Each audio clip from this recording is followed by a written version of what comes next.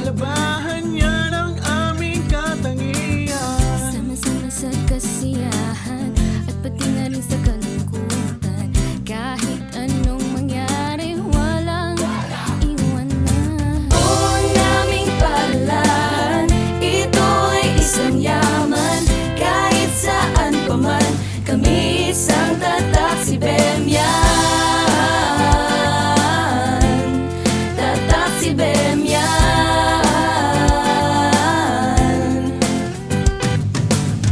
Likas na husay at galing, tatak si Bemyan. May pusong palaban, yan ang aming katangian. Aming mga kaisipay, hinubog ng tunay ng gurong matatalino, kami tunay na aasenso. Ang aming palahan, ito ay isang yaman. Kahit saan pa man, kami isang tatak si Bemyan. Tatak si Bemyan.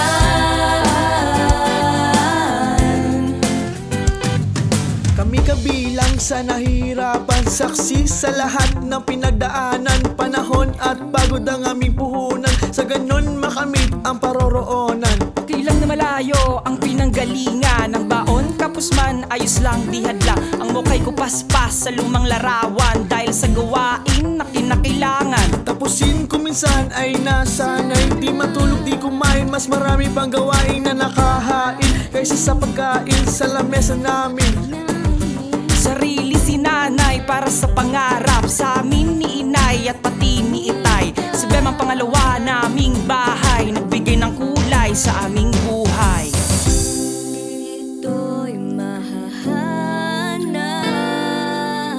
pangarap at tamang daan patungo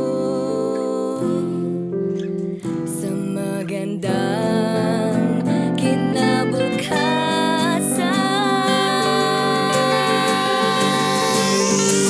O ang aming palahan, ito ay isang yaman. Kahit saan pa man, kami isang tatak si Bemyan. O ang aming palahan, ito ay isang yaman. Kahit saan pa man, kami isang tatak si Bemyan.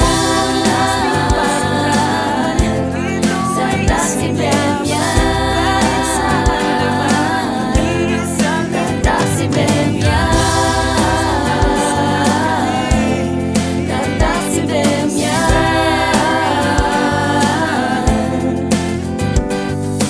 O ang aming palahan, ito ay isang yaman. Kahit saan pa man, kami isang tatak si Bemyan. O ang aming palahan, ito ay isang yaman. Kahit saan pa man, kami isang tatak si Bemyan. Tatak si Bemyan. Tatak si Bemyan.